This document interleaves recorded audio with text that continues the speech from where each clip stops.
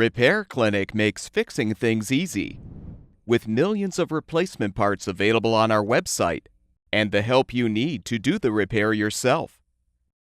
Since we encourage you to perform this procedure safely, a warning icon will appear when you should use caution. Before you begin the cooktop installation, refer to the installation manual for a list of recommended tools and parts you may need. For proper cooktop installation, the countertop opening should be 29.5 inches from side to side and 20.5 inches from front to back. There will need to be at least 1 inch of clearance on each side of the cooktop. The electrical supply for the appliance must be 240 volts at 60 Hz. A dedicated 30 amp or 40 amp circuit is recommended. Be sure to shut off the power to the cooktop junction box before installation. Remove the cooktop from the packaging and set it upside down on a covered surface. Now determine the appropriate length for the protective foam strips by aligning the strips with the front or rear edge of the cooktop. Then trim the strips accordingly. Peel one of the strips from the backing to expose the adhesive, and position the strip on the front bottom edge of the cooktop.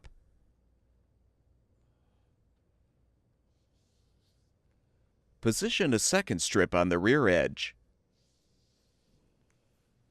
Next, determine the appropriate length for the sides of the cooktop and cut the strips accordingly.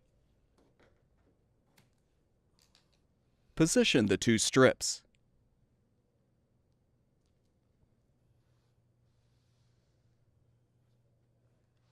If applicable, you can now begin to install the cooktop clamping brackets. Use a 1/4 inch socket or nut driver to unthread the attachment screws from the cooktop base. Select the appropriate bracket mounting hole that will allow each bracket to extend out far enough from the edge of the cooktop to install the clamping screws, and begin threading the attachment screws through the brackets. Rotate the brackets so they don't extend beyond the edge of the cooktop base, and tighten the screws.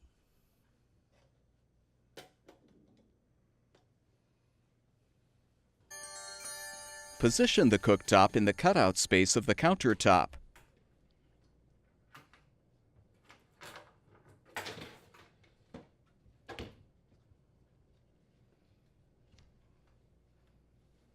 Now loosen the two adjustment screws and rotate the clamping brackets outward. Then tighten the screws.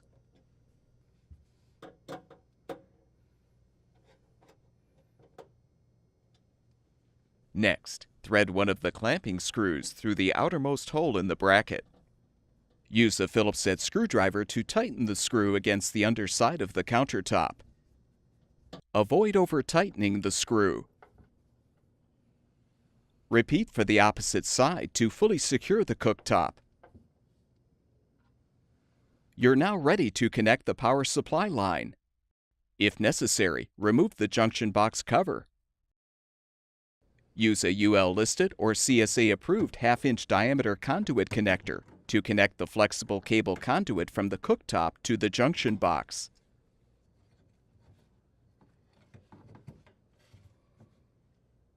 If applicable, tighten the screw or screws to secure the conduit. Now join the black wires together and secure them using an approved UL-listed wire nut.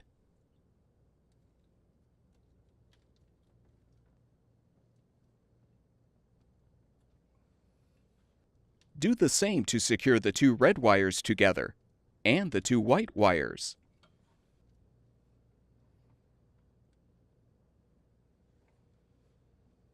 If your junction box has a 4-wire power supply line, join the green or bare grounding wire or wires to the bare grounding wire from the cooktop and secure them with a wire nut.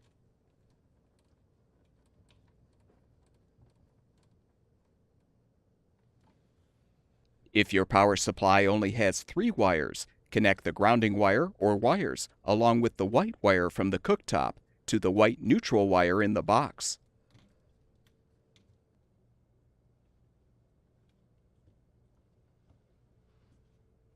With all of the wires positioned inside the junction box, replace and secure the cover.